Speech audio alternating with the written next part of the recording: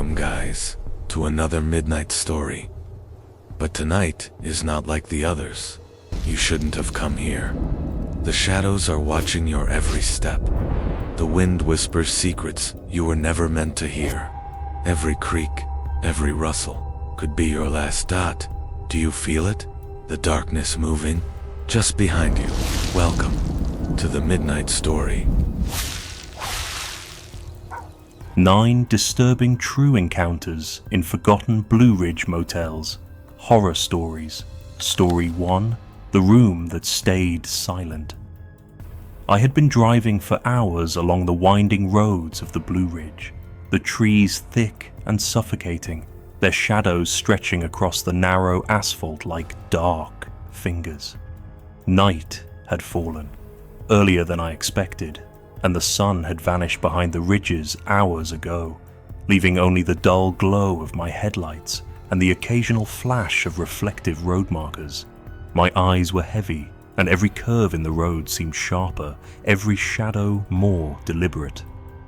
That's when I saw it. A neon motel sign, flickering, buzzing, its electric hum cutting through the quiet of the ridge. It wasn't much, just a weathered building, peeling paint, and a parking lot cracked with age, but the light promised a place to rest, and I desperately needed one. I pulled into the lot slowly, my tires crunching over gravel, and parked near the office. The neon cast intermittent red and green streaks across the asphalt, highlighting the weeds sprouting through the cracks, the rusted metal of an old vending machine. I hesitated before going inside. The air smelled of wet earth and gasoline, like the world beyond the asphalt had bled into the building itself. The door to the office swung open with a groan. The clerk was there, hunched over the counter, a middle-aged man with thinning hair and eyes that darted away from mine the instant I entered. He didn't greet me, didn't ask my name, just muttered something I barely caught and slid a key across the counter. The key was cold in my hand, heavy with age. The hallway leading to my room smelled of damp carpet, the musty, heavy kind that sticks to your skin. The door to my room creaked as I opened it, and the air inside was thick with old smoke, the faint, lingering scent of someone who had slept there long ago, and perhaps never left entirely. I set my bag down on the sagging bed and tried to unpack, but every sound outside the room seemed to exaggerate itself. The floorboards in the hall creaked sharply, a distant car engine roared and then vanished, and at moments I was certain I could hear the scrape of nails or the soft shuffle of feet. My pulse quickened with each unexplained sound, though part of me told myself it was just exhaustion. My mind playing tricks. I tried to sleep, curling up beneath the thin blanket, willing myself to ignore the small, subtle noises. I could feel the room settling around me, the walls sighing, the pipes groaning in protest, the old building stretching itself after a long day, and yet the silence in that room felt alive, pressing against me in waves. Hours must have passed, though I can't be certain, because when I woke, the clock on the nightstand read 3:17 a.m. I froze. The room was pitch black, but there was a sensation, a presence, so insistent that my chest tightened. I could hear it, or at least, I thought I could. Faint, deliberate breathing, shallow and uneven, coming from the corner of the room opposite the bed. I flipped the light switch with a trembling hand, expecting, fearing, to see someone standing there, but the corner was empty. The shadows pooled into the edges of the room, curling into shapes that were almost familiar. I rubbed my eyes, certain that exhaustion was tricking me, but the feeling of being watched didn't fade. I felt drawn toward the window, peering out into the night. The parking lot was empty except for a single, motionless car beneath the flickering neon, and no figure walked the lot. Still, the weight of that silent presence pressed against me like a tangible thing, a cold, suffocating blanket. I left the light on and tried to return to bed, though sleep would not come. Every creak, every whisper of wind through the cracks of the window felt amplified. I could hear the rustle of the curtain, the tick of the clock on the wall, the faint hum of electricity running through the neon outside. Each sound felt deliberate, as if the building itself was aware of me, aware of the sudden intrusion of life into its long, hollow history. My thoughts spiraled, bouncing between logic and instinct. There was nothing there, I kept telling myself.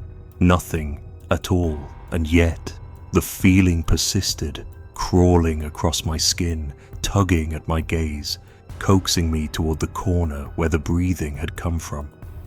By dawn, I had packed my things silently, avoiding even a glance at the shadows that seemed to gather in the corners when I wasn't looking. I stepped into the hallway, my boots echoing unnaturally on the old floorboards, and made my way back to the office. The clerk had vanished, leaving the counter bare and silent. The neon sign outside flickered for a final moment before going dark, leaving the parking lot in the soft, grey light of early morning. I drove away slowly, glancing in the rearview mirror at the motel as it receded into the ridges. It felt impossibly still, as if it had never been disturbed, as if I had been nothing more than a whisper passing through its corridors. Even now, thinking back on that night, I can't fully explain it. The memory carries a pressure in my chest, a lingering weight in my bones. I remember the way the silence seemed alive, thick enough to choke on, pressing against my ears with every small mundane noise. The motel, the room, the shadows. They weren't overtly threatening, and yet the feeling of being watched, of something old and patient lying just beyond perception, is unforgettable. Every time I imagine those walls, the damp carpet, the stagnant air, I feel that same subtle dread creeping back, not in a sharp, sudden way, but as a quiet, insistent weight, like the world itself is holding its breath. And somewhere in the back of my mind, I know I will never truly forget that night, or the room that stayed silent, waiting. Story 2 echoes from the vacancy sign I had been driving since late morning, the roads twisting through the Blue Ridge like veins carved into the hills. By the time night fell, the forest had closed in completely, leaving only the faint glow of my headlights to cut through the darkness. My eyes were burning from fatigue, and every curve of the road felt sharper than the last. That's when I saw it. A flickering motel sign, the word vacancy pulsing in uneven, harsh red. Something about it felt off, like the sign itself was warning me to turn back, but I didn't. I was too tired, too desperate to care. I turned into the gravel lot, the tires crunching sharply in the silence of the ridge, and pulled up near the office. The building sagged in on itself, paint peeling and faded from years of neglect, but the door opened with ease, and I stepped inside, expecting a quick check-in and a bed for the night. The clerk barely looked at me. He was an older man, hunched, with hollowed eyes that seemed to avoid mine entirely. He muttered a price, pointed toward a room at the end of the hall, and handed me a key. I followed the hallway's uneven carpeting, the fluorescent lights buzzing and flickering above me. The room itself was tidier than I'd expected, almost unnervingly so, but the air carried a metallic scent that made the back of my throat tighten. It wasn't strong, not like fresh blood, but old, stale, settled into the walls, lingering like something the building had absorbed over decades. I set my bag down, trying to shake off the uneasy feeling, and sat on the edge of the bed for a moment, listening. At first, there was nothing but the faint hum of electricity from the flickering hallway light, the occasional creak from the old floorboards. Then it began. The knocks.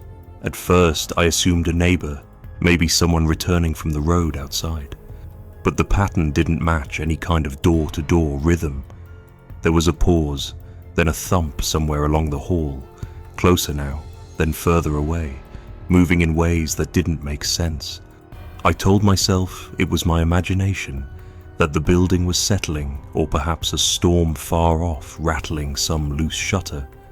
But then came the whispers, soft, low, fractured, coming from outside my door, blending into the knocks. I couldn't make out words, only tones. Anger, despair, pleading. My stomach twisted and I pulled the covers up around my shoulders, trying to convince myself it was just tired ears mishearing the natural creaks and groans of an old building. Hours passed, or maybe minutes, I couldn't be sure. The knocks grew more deliberate, the whispers more insistent. I could feel them crawling along the walls, moving closer to me, even though I was certain I hadn't left the bed. My pulse pounded, every muscle tense. My eyes tracing the corners of the room where shadows seemed to gather. Then I realized it wasn't outside at all. The sounds were coming from inside the walls themselves, like some presence embedded within the building, waiting. I could hear it shift slightly with each exhale of my own breath, and every instinct screamed at me to leave. Yet my body felt rooted to the mattress, caught between disbelief and raw fear. I tried reasoning it out. Maybe an animal had made its way into the walls. Rats, squirrels, anything.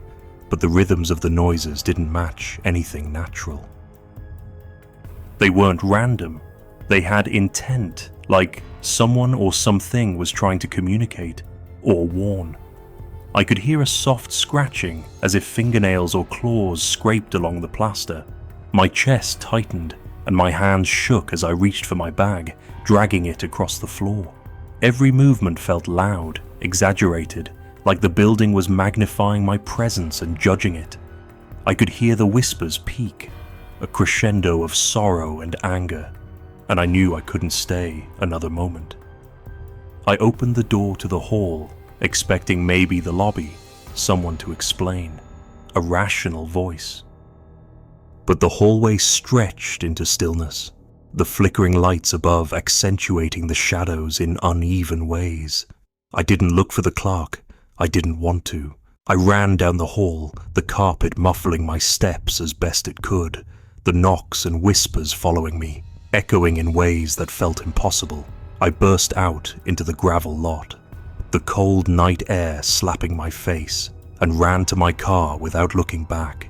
The neon sign flickered one final time before going dark, leaving the motel swallowed by the ridges and the dark forest that surrounded it. I drove as fast as I could without control. The trees lining the road like silent, observing sentinels. I glanced in the rearview mirror several times, half expecting to see someone, or something, following me back through the turns and hills, but there was nothing. Only the residual echo of the motel itself, which I could still feel pressing in my mind, even miles away. Every bump, every creak of the car sounded amplified, reminding me of the knocks and whispers that had pursued me through the walls. I couldn't shake it.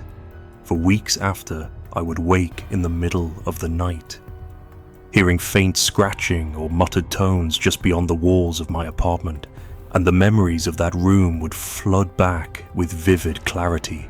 Even now, I think about it sometimes.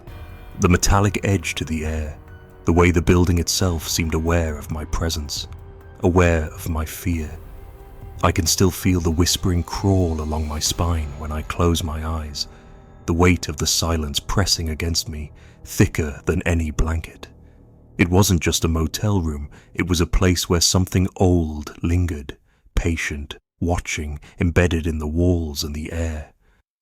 I've driven that stretch of highway since, but I never stop for another motel, never follow the neon glow into the ridges. There's a lingering dread that the place waits for more travelers, for more people to mistake a flickering light for a promise of rest.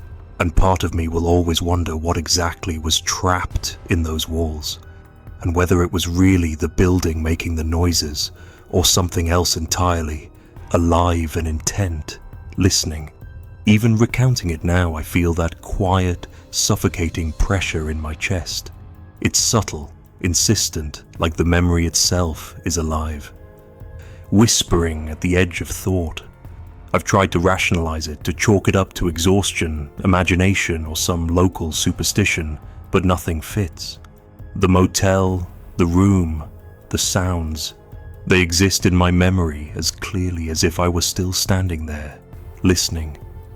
And I know that somewhere out there, along the winding ridge road, that building still stands, waiting for the next person foolish or desperate enough to see the vacancy sign flicker in the night. Story 3, the check-in that never ended. I had been driving the winding roads of the Blue Ridge all day. The kind of roads that make every turn feel sharper than it should, and every hill a slow, breathless climb. Night fell suddenly, darker than I expected, and the forest seemed to close in on the car like a living thing. My eyes were burning and I could feel the tension coiling in my shoulders. Then, through the trees, a neon motel sign flickered in uneven red letters. I slowed down, relief mixing with unease. It wasn't much, just a low, rectangular building set back from the road, paint peeling and a lot cracked with gravel and weeds. But I needed a place to rest, to shake off the creeping exhaustion. Inside the office, the clerk looked at me in a way that immediately set my teeth on edge. His eyes were too wide, almost unnaturally so, and he asked questions that didn't make sense, as though he was trying to confirm something about me that I couldn't name. I nodded along, fumbling for coherent responses, and he handed me a key without another word. The hallway was dim, fluorescent lights flickering overhead, and the air smelled faintly of damp carpet and something older. Like the building itself was steeped in decades of stale smoke and long-forgotten occupants. I followed the narrow corridor, counting doors as I went, but when I found the number on my key, the door didn't seem to align with the floor plan I had in my mind. I opened it and stepped inside, and immediately everything felt wrong. The room was tidy, almost sterile in its order, but the corners didn't line up the way they should have, as if the walls themselves had shifted. I set my bag down and tried to close the door, only to find it swinging back open as though pushed by some invisible hand. Footsteps echoed faintly in the hall, soft and deliberate, but when I strained to hear, they didn't match the rhythm of any neighboring room. I tried to leave, to retrace my steps, but the hallway seemed to stretch impossibly long. When I finally reached the parking lot, I realized it looped back to the same sign I'd passed earlier. Every exit led me back to the beginning, and my stomach dropped as the sense of being trapped tightened around me. Hours, or maybe it was days, slid by in a blur. Time didn't seem to have meaning. I wandered the halls, trying doors at random, each room similarly tidy but subtly distorted. Some had furniture that wasn't quite the right scale. Others had windows that looked out into nothing but darkness, though the angle suggested they should have faced the parking lot. I began hearing faint murmurs, the low creak of floorboards under invisible feet. I told myself it was exhaustion, the strain of the drive playing tricks on my senses. But the more I tried to convince myself of logic, the more absurdly the building worked against it. At one point, I sat on the edge of a bed in a small room, trying to map out the floor plan in my head, only to realize that each room seemed to shift subtly when I looked away. A doorway would appear wider or narrower than memory suggested. A hallway would seem to elongate or compress, and when I tried to leave, I found myself facing a wall where a door had been just moments ago. I could feel panic rising, but it was muffled, as if the building itself absorbed fear and returned it to me in heavier doses. The air was thick and metallic, pressing in on my lungs, making each breath deliberate and slow. Eventually, I stumbled back toward what I thought was the office. The lights were dim. flickering in the same uneven pattern as before, and the counter sat empty, not a single movement, not a hint of life. On the counter, the keys were lined up neatly, gleaming in the sickly glow of the overhead lights. It was as if I had never left, as if my entire wandering through the distorted halls had been meaningless. My hand shook as I reached for a key, trying to steady my breathing, but I couldn't find the words to express what I was feeling. The emptiness of the office, combined with the perfect, uncanny order of the keys, felt like a warning, a statement, or maybe a confession from the building itself. I don't know how long I stood there, staring at the keys. Hours, maybe minutes, though it didn't matter because time had lost its shape in that place. Every instinct screamed at me to leave, but the way out was a cruel, shifting riddle. The parking lot looped endlessly. The road seemed impossibly narrow and dark, and the forest pressed against the edges of my vision, alive in its stillness. I left the motel eventually, my hands gripping the steering wheel as if holding on for dear life, my eyes fixed on the fading neon, hoping beyond reason that the road would straighten and the hills would open. Even now, thinking back on that night, I can still feel the way the hallways seemed to stretch when I tried to follow logic.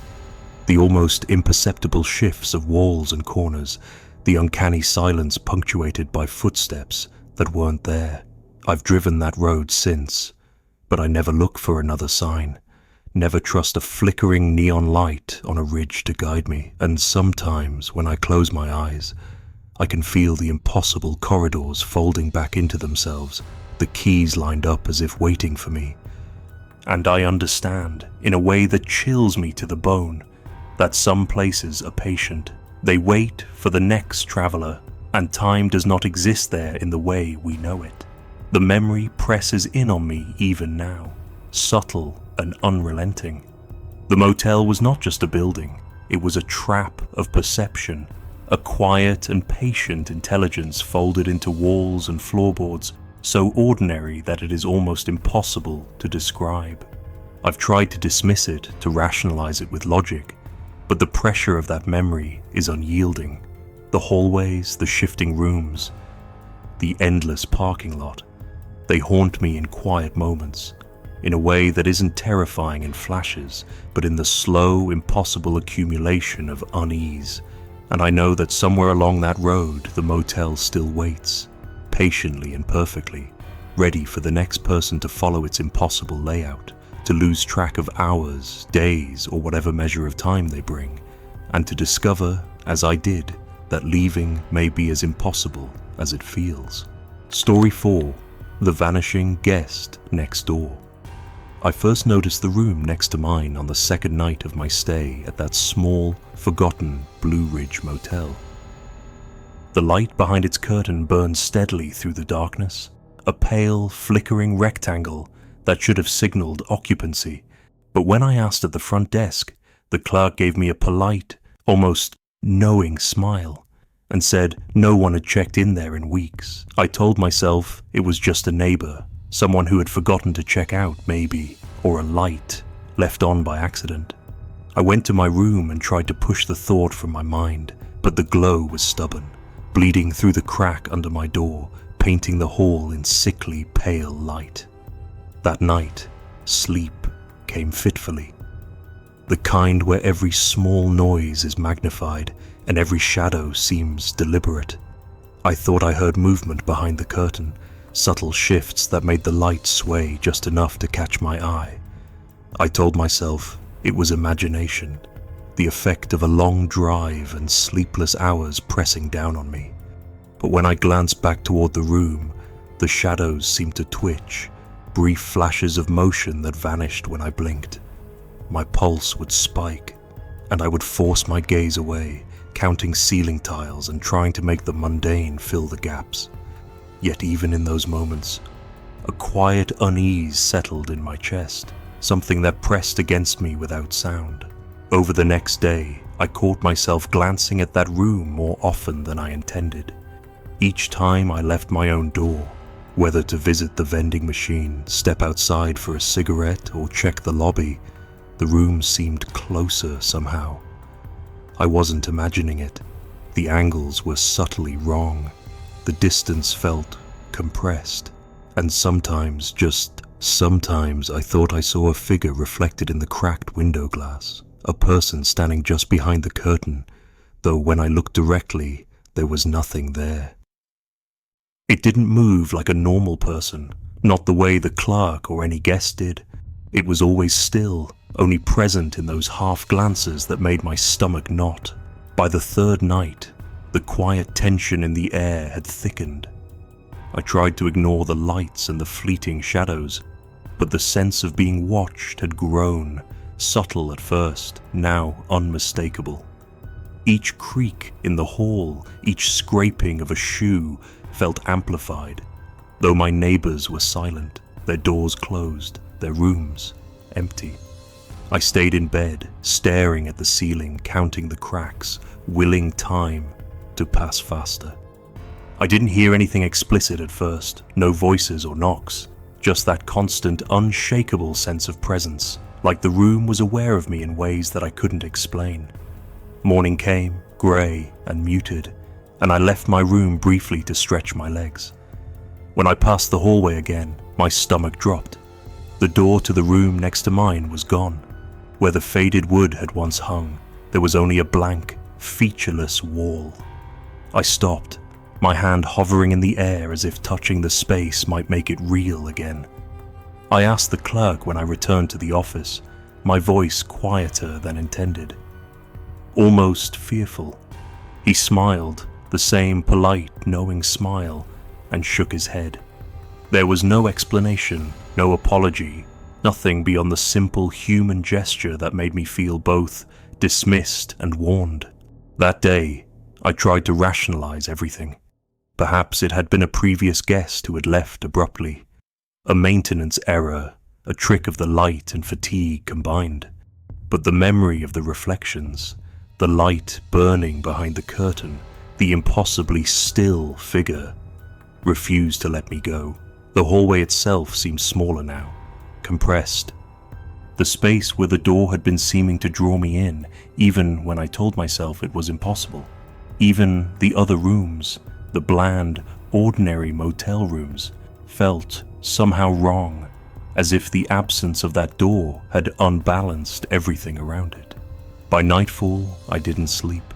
I stayed in my room, the shadows stretching across the walls, listening to the faint hum of the fluorescent lights in the hall.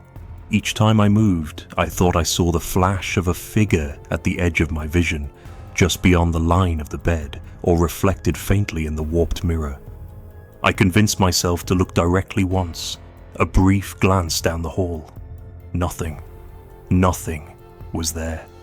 And yet, when I turned back to my bed, that same sense of watching pressed against me, suffocating, relentless.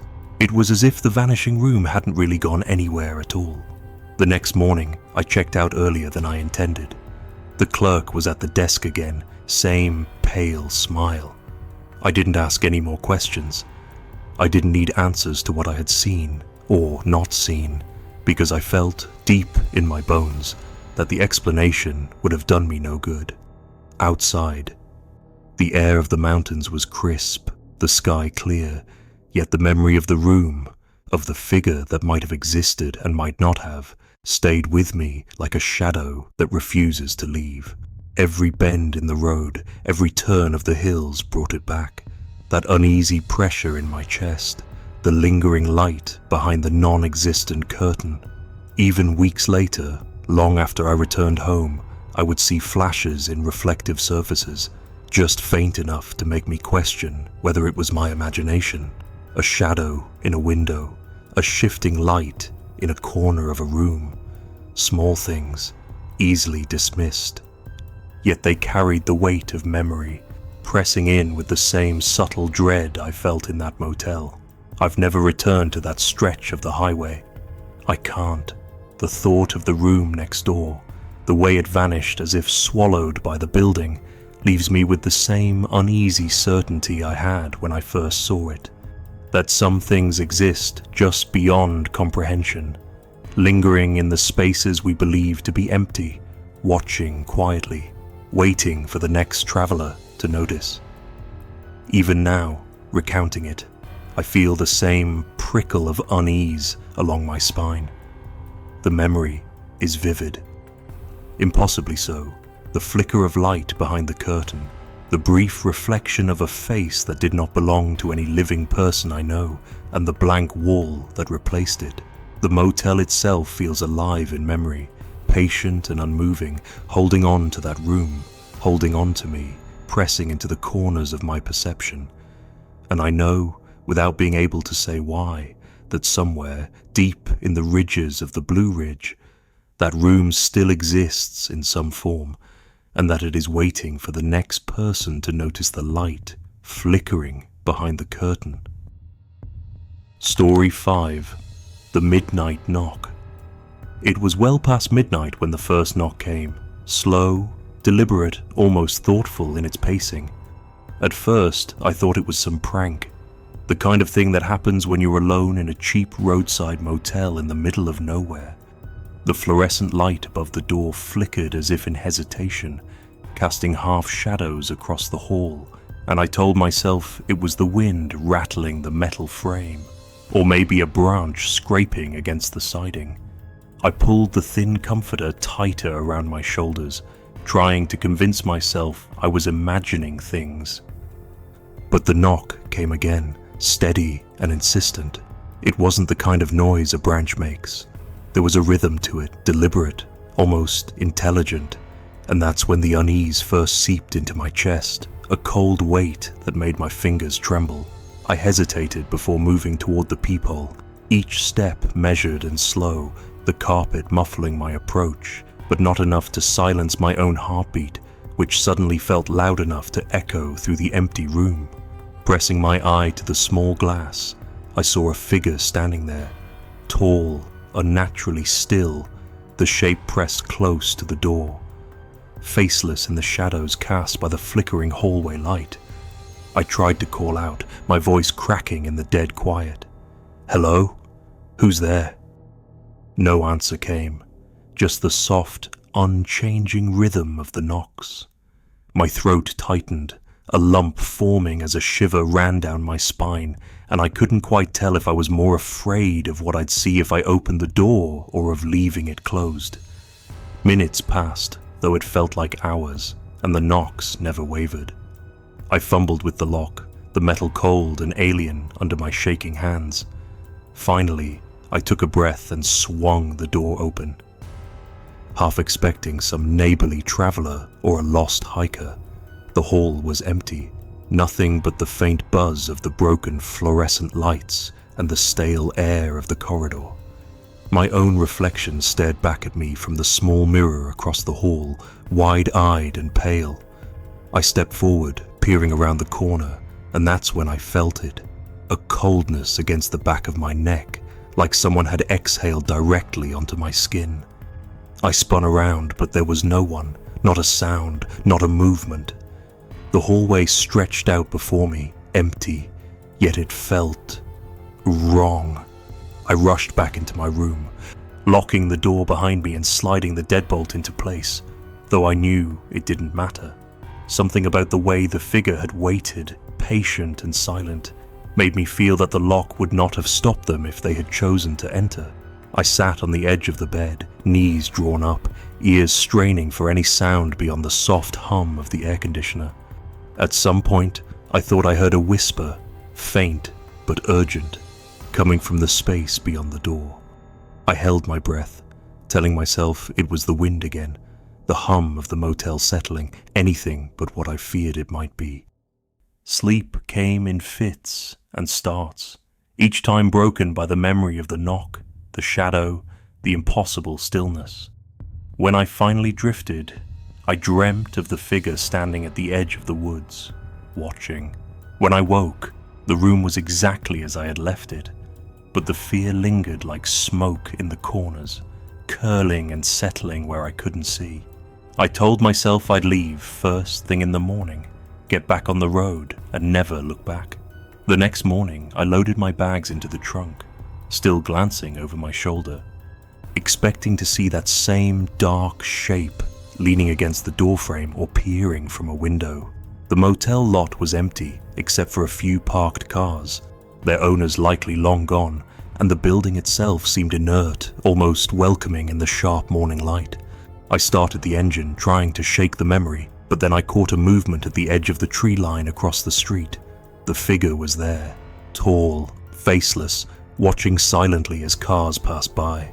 I slammed the accelerator down, my chest tight, the tires screaming against the asphalt as the distance between us widened.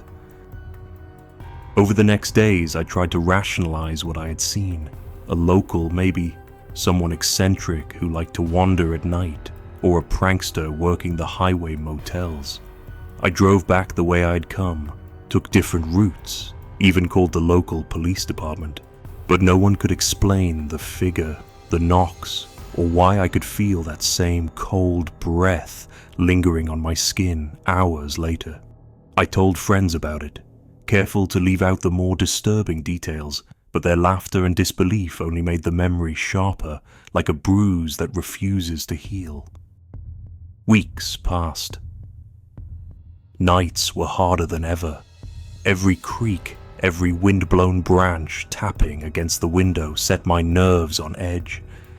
I started noticing shadows in my peripheral vision, shapes that didn't belong.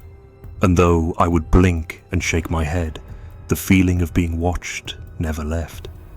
I realized slowly that it wasn't just that motel or that night, it had followed me. The figure waiting at the edge of the tree line was no longer a single memory. It became a pattern, a silent companion in every lonely stretch of road I traveled, always just beyond the light, always patient. I returned once, against my better judgment, to the town where the motel stood. The Blue Ridge Motel was gone, replaced by an empty lot, weeds crawling over the cracked asphalt. No signs, no building, nothing that could account for the experience. I asked around, hoping for a lead, a story, some confirmation that it had been a real place, a real event.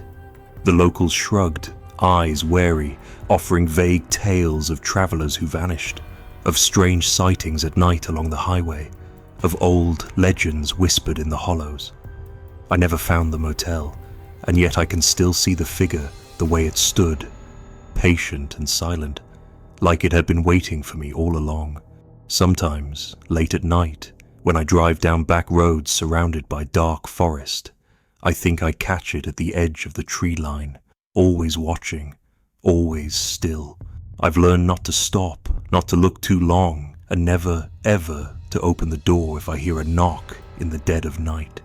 The memory of that night, the cold breath, the steady, deliberate knocking, the impossible stillness of that figure, has become part of me, woven into the quiet moments when I'm alone, when the wind rustles through the trees, and when the night stretches too long and the shadows feel alive. I don't know if the motel was ever real, or if it exists in some way I can't understand. I don't know who or what the figure was, or why it waited, but I know that once you've felt its presence, once you've felt the cold brush of breath against your neck when no one is there, you never forget. The fear lingers in ways you can't explain, in places you can't escape, and in moments when you think you're alone. Sometimes, on quiet roads under moonless skies, I still hear the slow, deliberate knock, and I know, even without looking, that the figure is there, watching, waiting. I have learned not to stop, not to question it, and to keep driving, because the moment you do, you might never leave the highway at all. Story 6. The Flickering Fluorescent Horror. I pulled into the Blue Ridge Motel just as the sun was sinking behind the jagged ridges, painting the sky in bruised purples and fiery oranges. The place was small, the kind of roadside stop that seemed permanently tired, with a parking lot cracked and uneven, weeds curling up through the asphalt. The sign swung slightly in the breeze, squeaking on its hinges. and I remember thinking how perfect it looked for an overnight stop. Inside, the fluorescent lights buzzed faintly, casting the lobby in a dull, harsh glow. The clerk, a thin man with a face that seemed too narrow for his skull, barely glanced at me before handing me a key. "Room 3, he said, voice flat, eyes wide and unblinking. I tried to ask about Wi-Fi, breakfast hours, anything normal, but he kept staring, his pupils large, too still, as though expecting something from me I couldn't name. I left it alone and trudged down the narrow corridor toward the room. The first thing I noticed when I entered was the flicker. The fluorescent above the bed buzzed so sharply it made my teeth ache, and the lights sputtered, dimming in jerky, uneven pulses. At first, I thought it was just the bulb, but as I set my bag down, I caught movement in the corner of the room, a shadow, hunched, crawling just at the edge of the light. I turned sharply. Nothing. I told myself it was my imagination, that it was exhaustion, the way long drives dull the senses and make you see shapes where there are none. I tried to sleep, but the light seemed aware. Sputtering faster as though it were breathing, shadows shifted along the walls with a strange, deliberate intent. I kept glancing toward the window, expecting to see the tree line or the empty parking lot, but the blinds rattled like fingernails scratching glass, though no wind touched them. Hours, or maybe minutes, I couldn't tell, passed in that uneasy half-light. Every time the fluorescent pulsed, the shadows seemed to sharpen. One leaned closer to the bed, slouching over some invisible weight, and I felt its gaze cold and patient. I wanted to call the clerk, demand another room, anything, but the phone was dead. When I tried to leave, the door gave a soundless protest, like it didn't want me to open it. I wrenched it, heart hammering, and stepped into a hallway that stretched impossibly long, fluorescent lights along the ceiling flickering in rhythm with the room I'd left behind. At the end of the hall, the exit was nowhere to be seen. I walked and walked, each step echoing too sharply, shadows collecting in corners and following me, pooling beneath the ceiling tiles. It was the kind of quiet that isn't quiet. The kind that presses at your chest and makes your own breathing seem loud, wrong. I passed room after room, each door slightly ajar, and sometimes I thought I saw movement inside. Figures slumping or standing still, silhouettes that vanished when I looked straight at them. There were no voices, just that persistent low buzzing from the flickering lights, like a swarm of insects trapped in glass. Every few steps, I felt it. The sensation that someone, or something, was watching me from just out of sight. My skin prickled and I realized that the shadows weren't random, they were deliberate, like they were reacting to my presence, or maybe my thoughts.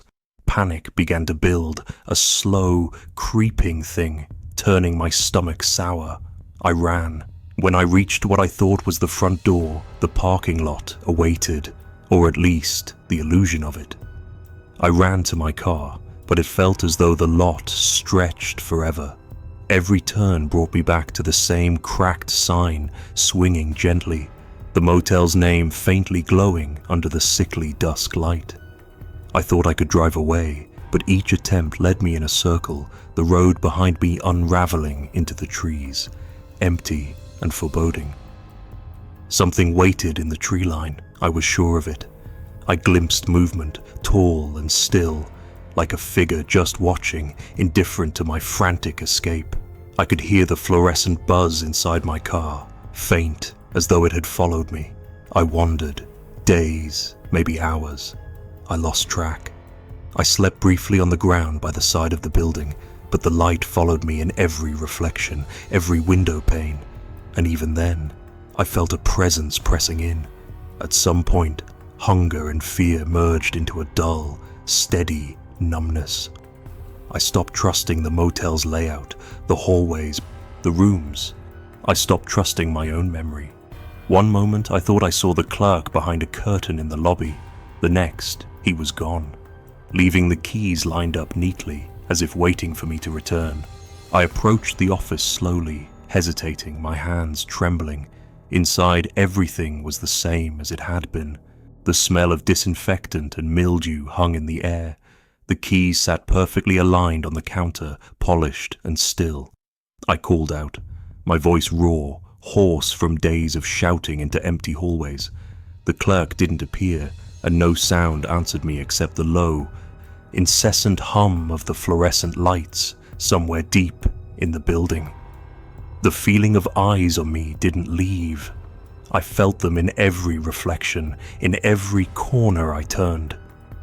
I left the office and walked back into the hall, half expecting the walls to shift, the doors to vanish, or the shadows to gather and reach for me.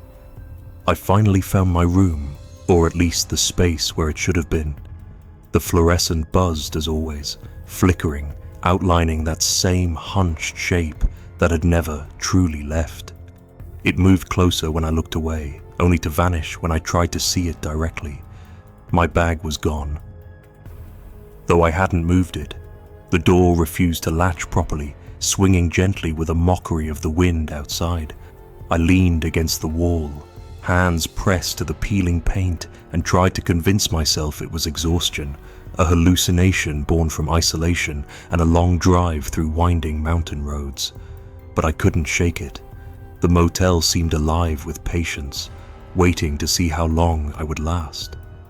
I finally left, forcing myself into the parking lot, but even then the sense of being watched clung to me. I drove away as fast as I could, the mountains stretching endlessly on either side, yet every glance in the rearview mirror gave me glimpses of movement, figures at the edge of the trees, shadows dancing along the road, the motel's sign swinging faintly in the distance like a heartbeat. Days later, I dream of it still. The flickering light, the shifting hallways, and the silent presence that knows when I want to leave and doesn't care. I can't say how long I was there, and I can't be sure I ever really left. Some nights, I wake, heart hammering, and think I hear that low buzz again, coming from somewhere just out of reach. Waiting. And I know that if I returned, the motel would be the same, patient and hungry for the hours I thought I'd lost. Story 7. The Whispering Linoleum. I remember checking into that little roadside motel just as the Appalachian dusk was settling like a wet blanket over the hills. The sun had sunk behind the ridges, leaving the air thick with the smell of pine and damp earth, and the kind of silence that feels alive if you pay attention. The clerk at the front desk was a quiet man, his eyes flicking up from a notebook only when I handed him my ID. He gave me the key to room 7 with a small, tight-lipped smile and a nod that didn't feel entirely welcoming, but I didn't think much of it at the time. The building itself was tired, wood siding weathered and chipped, the neon sign out front sputtering weakly. I carried my bag down the narrow hallway, the old floorboards groaning under my steps, and tried to ignore the way the shadows pooled thickly in the corners, almost moving in the periphery of my vision. The first thing I noticed inside the room was the linoleum. It wasn't particularly worn or damaged, but there were these dark streaks running through it that caught the light oddly. At first I thought it was just the reflection of the flickering overhead bulb, but the more I stared, the more those streaks seemed to shift, curling and stretching when I looked away. I shrugged it off, blaming exhaustion from the long drive, but an uneasy feeling settled in my chest anyway. The motel smelled faintly of mildew and something else I couldn't name, something faintly sweet but sour at the same time, like rotting syrup. That night, as I lay in the thin, lumpy mattress of the bed, the whispers began. At first, I assumed it was the building settling or maybe mice scratching beneath the floorboards. But these sounds weren't random. They were deliberate, soft, but insistent. The kind of murmurs that make you strain to understand them, even when you know they might not make sense. I held my breath, listening. There were words, or at least syllables, a kind of half-formed pleading that tickled at the edges of my hearing. I told myself it was exhaustion, that the road and the dark hills outside had frayed my nerves. Still, every time I thought I could ignore it, the words came back. Louder this time, curling beneath the floor like something trying to get closer to me. Sleep became impossible. Every creak of the floorboards, every subtle groan from the ceiling above made me flinch. I kept imagining shapes moving beneath the linoleum, hunched and pressing against it like they wanted to get out. I even lifted the rug that covered part of the floor, thinking maybe there was a hidden hole, maybe a rat infestation, but there was nothing. The wood underneath was solid, just as it should be. Still, the sensation of being watched, of someone or something moving just out of sight, never left me. When I walked across the room, I swore the linoleum shifted beneath my feet, as if it were alive, breathing and contracting. By the second night, I was nearly catatonic with fear. I didn't turn on the lights. The harsh glow made the shadows stretch and twist unnaturally. Instead, I left the small lamp on, hoping its weak circle of light would make the whispers less pronounced. It didn't. If anything, the shadows seemed to lean closer to the edges of that light, pressing against it as though curious about me. I tried to reason with myself. I told myself it was all nerves, that the isolation of the road, the dark hills outside, and the smell of the old motel were doing strange things to my mind. But then came the movement, a subtle, almost imperceptible crawling, like nails dragged across the underside of the floor. I froze, heart hammering, every muscle taut. The whispers grew urgent, pleading. My stomach churned as I realized the words were in English, though broken and indistinct. "Don't leave," they said. "Stay here." I couldn't stay. I packed my bag in a panic, my hands trembling so badly that I dropped my toothbrush and almost my wallet. Each time I touched the door, I felt the floor shift beneath me, like the room itself was aware of my movements, aware I wanted to escape. When I finally opened the door, the hallway stretched impossibly long, longer than it had before. The fluorescent lights flickered in erratic pulses, casting long, lurching shadows that twisted along the peeling wallpaper. I stepped into the hall cautiously, glancing over my shoulder at the room. For a moment, I thought I saw a shape crouched by the far corner, watching. Then it was gone. I ran down the hall, each footstep echoing loudly in the emptiness. Outside, the lot was empty, the air sharp with the chill of early morning. I didn't pause to look back, but I swear I could hear the soft whispers following me, carried in the wind, curling through the cracks beneath the door of room 7. I got into my car and drove without stopping until the motel was nothing more than a distant blur behind me. Yet the whispers never fully left my mind. Even days later, I found myself haunted by the memory. I went back once to prove to myself that I hadn't imagined it. But the motel was gone. In its place was an overgrown patch of land, weeds and briars curling up where the asphalt had been, the air still thick with the scent of mildew and old pine. I asked a local at the gas station about it, and he just shook his head, muttering something about the hills swallowing up old buildings, how the forest likes to hide things. But I knew what I had experienced wasn't the forest. It was the room itself, alive in some way I couldn't explain. Even now, I sometimes dream about it. The linoleum shifts beneath me in my sleep, and the whispers scrape against my eardrums. Low and insistent. I can feel them under the floor, just out of reach, calling me back, asking me to stay.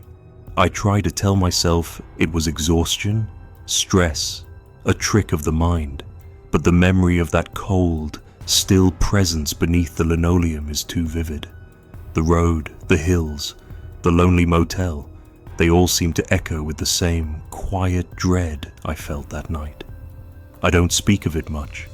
Most people would think I'm exaggerating, or worse, imagining things. But sometimes, driving late through the mountains, when the forest presses close and the air is heavy with moisture and rot, I swear I hear the faintest whisper from beneath the asphalt calling me home. I left the region entirely after that, swearing never to stay in another roadside cabin or motel along those winding Appalachian roads. But even now, when I close my eyes, the dark streaks in the linoleum appear before me, the shifting, curling lines, the movement underfoot, and the whispers, soft, patient, pleading. They've become a part of me, these sounds that should not exist. I can't explain why they were there, or what they wanted, but I will never forget the sensation of being watched from beneath a floor that should have been solid, the oppressive awareness that someone or something had been waiting for me, and I fear sometimes that it is still waiting beneath the floors of some forgotten roadside cabin for the next traveler foolish enough to step inside. Story 8, The Room with the Broken Mirror. I remember the first night I saw the mirror in that motel room, though I wish I could forget it. It was the kind of cheap roadside place you find tucked into a forgotten stretch of highway in the Appalachian foothills, where the paint peels from the walls and the smell of mildew clings to the air. The mirror hung above the dresser, its silvering fractured with jagged cracks that spread like lightning over the glass. At first I thought little of it. Mirrors get scratched, accidents happen. But the more I looked, the more wrong it felt. It didn't just reflect the room, it reflected something else, something that didn't belong. The edges of the glass seemed darker than they should have been, like they absorbed the dim fluorescent light overhead, and sometimes the reflections were off, a movement where there should have been none, a shadow that lingered too long.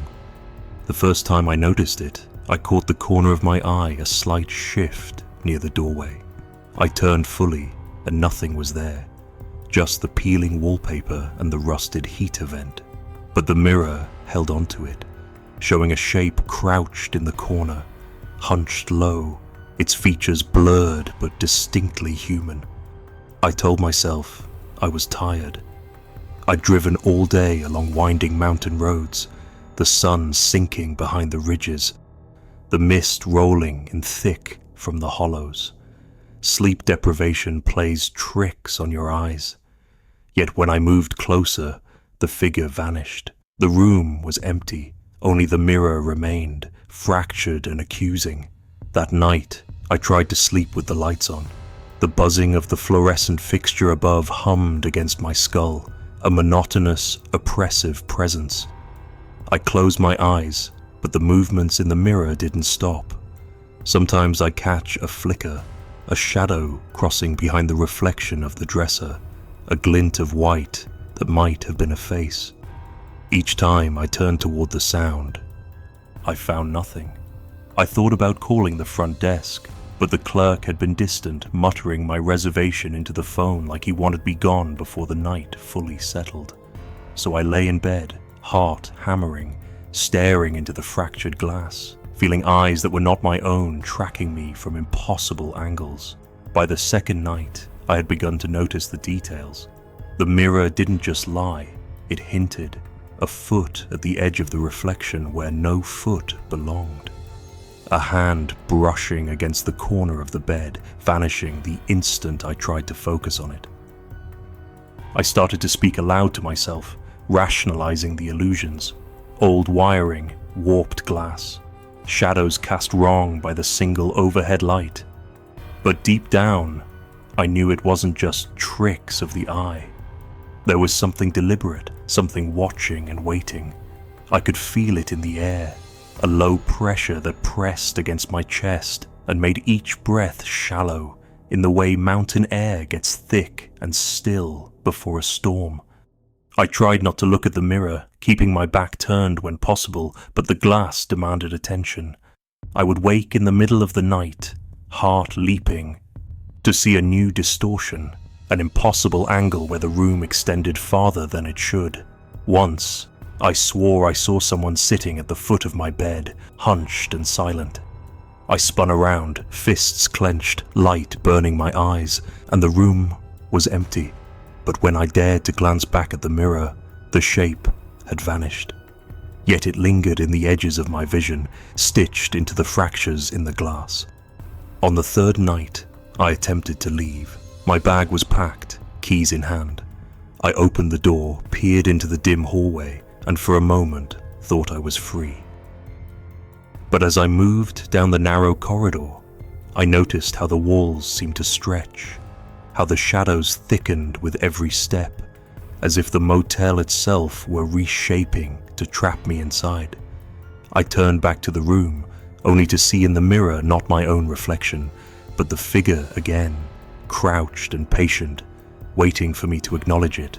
Panic hit me like a cold wave, and I bolted from the building without turning back. I didn't stop until my car's headlights splashed over the road ahead, the dark hills swallowing the motel behind me. Even months later, the memory hasn't faded. I dream of that mirror, the fractures glowing faintly in the dark, the impossible spaces that seem to stretch beyond the walls. Sometimes, in the corner of my vision, I still see the shape, hunched and silent, waiting at the edge of perception. I have tried to tell myself it was stress, the isolation of the road, the loneliness of traveling through the mountains at night. But I know better. There is a weight in those cracks, a knowledge that someone, or something, was observing me, tracing my movements, and perhaps following me even now. I avoid mirrors whenever possible, especially broken ones, but even in ordinary reflections, I catch glimpses, fleeting and subtle, that make my stomach tighten. A shadow that doesn't match my own, a distortion in the light, the sense of being watched from angles that shouldn't exist. I can't explain it, and I've learned not to try.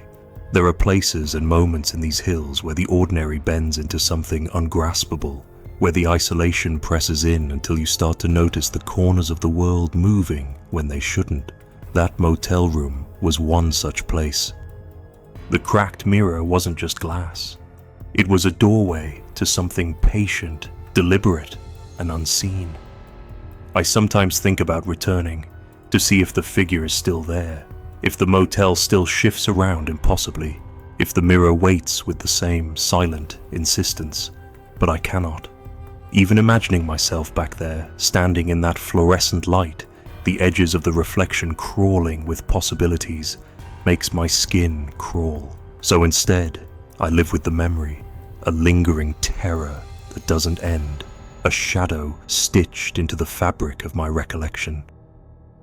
The mountains themselves feel emptier for it, and yet, in the quiet moments, I swear I still feel that same weight of eyes on me, watching from fractured angles, patient and unyielding, waiting for me to slip just a little too far from reason.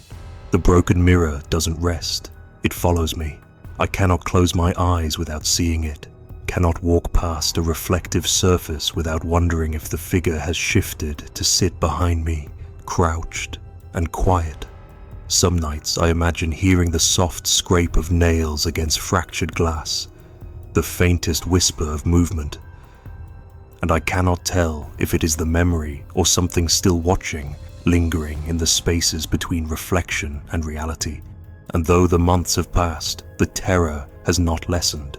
It is a quiet, enduring fear, one that lives not in sudden jolts but in the endless, patient knowledge that the mirror, the figure, and that impossible room exist somewhere beyond what I can touch, beyond what I can escape, waiting. Story 9. The highway that led back. I still remember the first time I realized the highway wasn't what it seemed.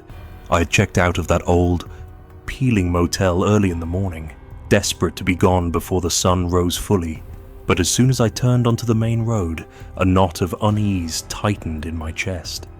The asphalt stretched ahead, straight at first, lined with the familiar Virginia pines and the occasional run-down billboard for a diner or a gas station.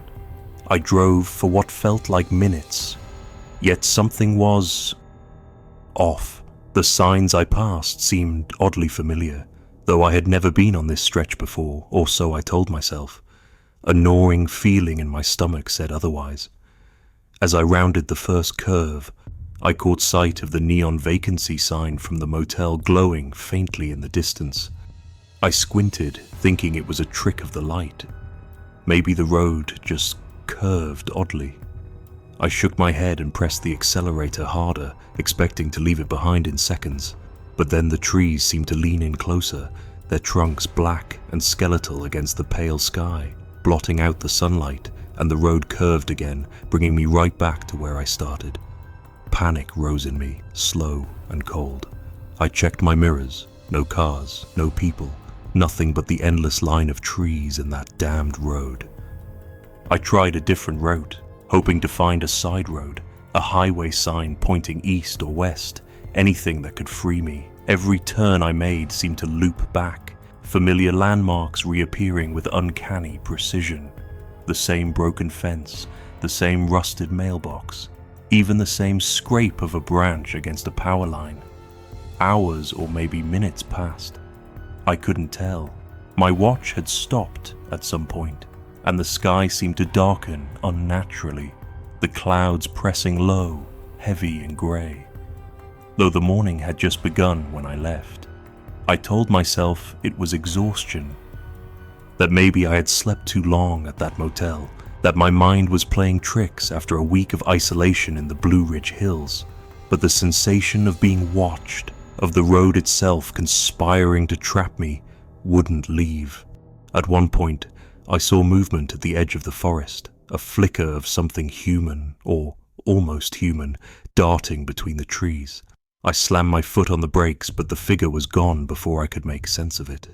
Maybe a deer, I reasoned, or a hunter.